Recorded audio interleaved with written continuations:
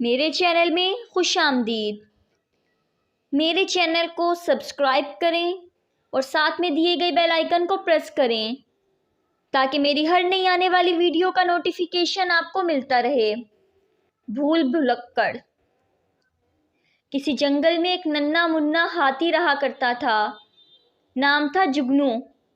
میاں جگنو ویسے تو بڑے اچھے تھے، ننھی سی سونڈ، ننھی سی دم اور بوٹا سا قلب، بڑے ہنسمکھ اور یاروں کے یار، مگر خرابی یہ تھی کہ ذرا دماغ کے کمزور تھے، بس کوئی بات ہی نہیں رہتی تھی۔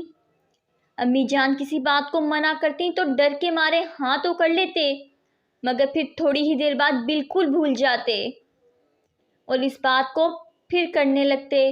ابا جان پریشان تھے تو امی جان عاجز۔ تمام ساتھی میاں جگنو کا مذاق اڑاتے انہیں بھول بھلکڑ کہتے۔ ابا جان میاں جگنو کا کان زور سے اینٹ کر کہتے، دیکھو بھائی جگنو، تم نے تو بالکل ہی حد کر دی، بھلا ایسا بھی دماغ کیا کہ کوئی بات یاد ہی نہ رہے؟ تم باتوں کو یاد رکھنے کی کوشش کیا کرو۔ ہاتھی کی قوم تو بڑے تیز دماغ کی ہوتی ہے، برس ہا برس کی باتیں نہیں بھولتی، مگر خدا جانے تم کس طرح کے ہاتھی ہو۔ اگر تمہاری یہی حالت رہی تو تم سارے خاندان کی ناک کٹوا دو گے۔ جگنو میاں جلدی سے اپنی ننھی سی سونڈ پر ہاتھ پھیرتے اور سر ہلا کر کہتے، ابا جان اب کے تو معاف کر دیجئے، آئندہ میں ضرور باتیں یاد رکھنے کی کوشش کروں گا۔ مگر یہ ہمیشہ کی طرح بھول جاتے اور اپنی کرنی سے باز نہ آتے۔ اور بھئی بات یہ ہے کہ دنیا میں اتنی بہت سی تو باتیں ہیں، بھلا کوئی کہاں تک یاد رکھے۔ اب مثلاً تمام ہاتھی بنمانسوں سے نفرت کرتے تھے، کیونکہ آج سے 100 برس پہلے کسی بنمانس نے ایک بڑا سا ناریل کسی ہاتھی کے منہ پر دے مارا تھا۔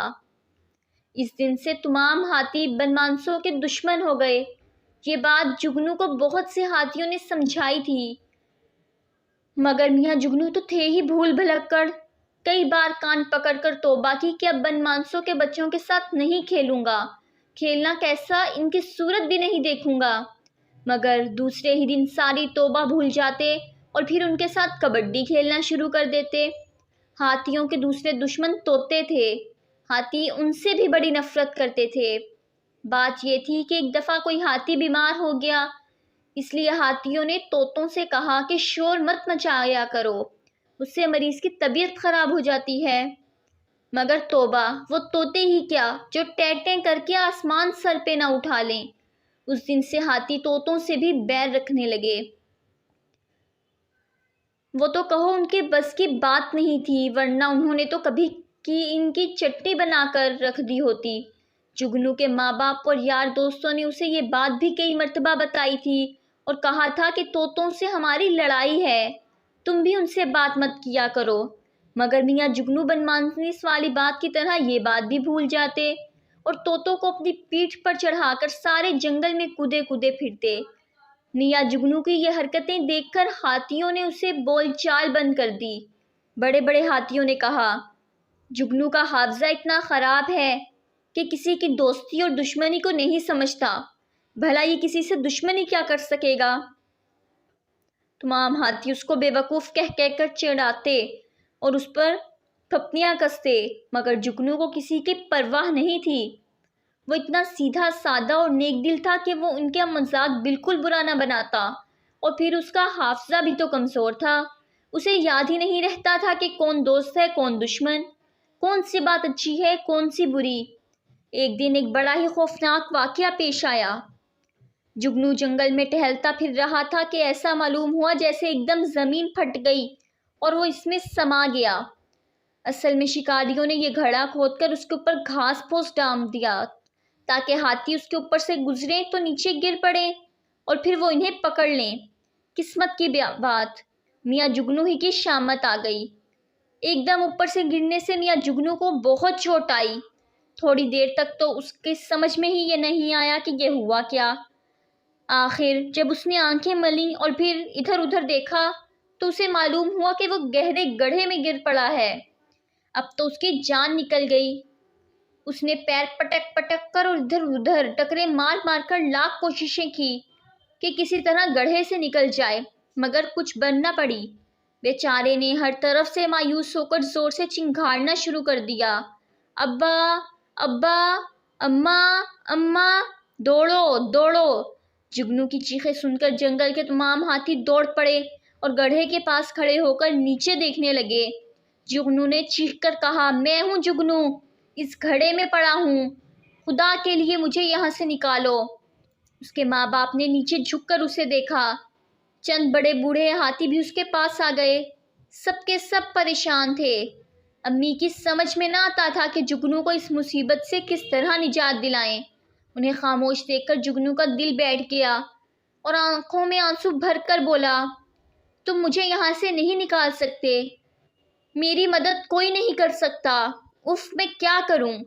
सब हाथियों ने मायूसी से सर हिलाया और आहिस्ता आहिस्ता चले गए। चलते वक्त उसकी माँ ने कहा, जुगनू घबराना मत, हम तुम्हारे लिए खाना लेकर आते हैं। मगर जुगनू को खाने की ज़रूरत ना थी, वो इस गड्ढे से निकलना चाहता था। हाथी चले गए तो उसने गहरी सांस ली और फूट फूट कर रोने लगा। अचानक उसे सर पर बहुत से परों के फिड़फड़ाने की आवाज़ आई। उसने सर उठाकर देखा तो रंग बिरंगे तोते नजर आए। ये सब उसके दोस्त थे, जिन्हें वो अपनी पीठ पर चढ़ाकर जंगल की सैर करता था। कुछ तोते गड्ढे पर आकर बोले, जुगनू घबराओ नहीं, हम अभी तुम्हें इस मुसीबत से छुटकारा दिलाते हैं, खातिर जमा रखो। ये कहकर वो चले गए और फिर जुगनू ने सुना कि तोते बनमानसों को आवाज़ दे रहे हैं। थोड़ी देर बाद तोते बहुत से बनमानसों को लेकर आ गए। उनके हाथों में अंगूरों की लंबी लंबी रस्सियों जैसी बेलें थीं। उन्होंने बेलों के सिरे गड्ढे में लटका दिए और कुछ बनमानस उनके जरिए गड्ढे में उतर गए। जुगनू ने देखकर बहुत खुश हुआ। अब उसे बाहर निकलने की कुछ उम्मीद हो गई थी। हंसकर बोला, मेरे दोस्तों, क्या तुम मुझे बाहर निकालने में कामयाब हो जाओगे? बनमानस बोले, क्यों नहीं, ज़रूर, खुदा ने चाहा तो अभी अभी हम तुम्हें ऊपर खींच लेंगे। अगर कोई और हाथी होता तो हम ज़रा भी परवाह न करते, क्योंकि वो हमसे नफ़रत करते हैं। मगर तुम्हारी बात दूसरी है, तुम हमारे दोस्त हो और दोस्त की मदद करना दोस्त का फ़र्ज़ है। लो अब ज़रा तुम सीधे खड़े हो जाओ ताकि हम तुम्हें इन रस्सियों से बांध दें। जुगनू खड़ा हो गया और बनमानसों ने उसे रस्सियों से खूब जकड़ दिया। फिर वो इन तमाम रस्सियों को लेकर गड्ढे से बाहर चले गए और उन्हें सबको बांटकर एक मोटी सी रस्सी बना ली। फिर एक बनमानस जोर से बोला, होशियार, खबरदार। सबके सब बनमानसों ने रस्सी को मजबूती से थाम लिया और तनकर खड़े हो गए। इसी बनमानस ने फिर कहा, खींचो एक साथ। अब सारे बनमानस रस्सी को पूरी ताकत से खींचने लगे। एक जोर के झटके के साथ जुगनू के पैर एकदम ज़मीन से उठ गए और फिर वो आहिस्ता आहिस्ता ऊपर उठता गया। उसका दिल धक धक कर रहा था, बदन पर पसीने छूट रहे थे। अगर रस्सी टूट गई तो वो फिर धड़ाम से नीचे गिर पड़ेगा। बनमानस बराबर रस्सी खींच रहे थे और साथ साथ शोर भी मचाते जाते, हाँ शाबाश, क्या कहने बहादुरों, बस थोड़ा सा फासला और रह गया है, हाँ लगे जोर। थोड़ी देर में मियाँ जुगनू ज़मीन के ऊपर थे। उन्होंने हैरत से आंखें मली, चारों तरफ देखा और जब सब दोस्तों ने खुशी से तालियां बजाईं तब वो समझे कि मैं सचमुच ऊपर आ गया हूँ। नई जिंदगी पाकर जुगनू की खुशी का ठिकाना ना रहा। खिलखिलाए पड़ते थे, यार दोस्तों से खूब खूब गले मिले और बोले, तुम सचमुच मेरे दोस्त हो, दोस्त वो जो मुसीबत में काम आए, चलो सब मेरी पीठ पर चढ़ जाओ। जुगनू मियाँ घर पहुँचे तो माँ बाप रो रहे थे। उनके लिए तो मियाँ जुगनू ख़त्म हो चुके थे, लेकिन उन्हें एकाएकी आता हुआ देखकर दंग रह गए। अम्मी जान मेरा लाल कहकर चिमट गईं। अब्बा जान ने भी प्यार किया। जब दिलों की भड़ास निकल चुकी तो मियाँ जुगनू ने बताया कि जिन जानवरों को आप दुश्मन समझते और उन्हें हमेशा नफ़रत की नज़र से देखते थे, उन्होंने ही मेरी जान बचाई। तो वो बहुत खुश हुए और उन्होंने मियाँ जुगनू को इजाज़त दे दी कि तुम खुशी से तोतों और बनमानसों के साथ खेला करो, तुम्हें कोई नहीं रोके टोकेगा। उस दिन से तमाम हाथियों ने उन्हें बेवकूफ़ भी कहना छोड़ दिया और उनसे हंसी खुशी मिलने जुलने लगे। جگنو کے ماں باپ کو آج پہلی بار معلوم ہوا کہ دوسروں کے خلاف دل میں خواہ حسد اور دشمنی رکھنے سے یہ بہتر ہے کہ انہیں دوست بنایا جائے تاکہ وہ وقت پر کام آ سکیں۔ یہ تھی میری آج کی سٹوری۔ مجھے امید ہے کہ آپ کو پسند آئی ہوگی۔ پلیز لائک کریں، کمنٹ کریں اور اپنے دوستوں میں زیادہ سے زیادہ شیئر کریں۔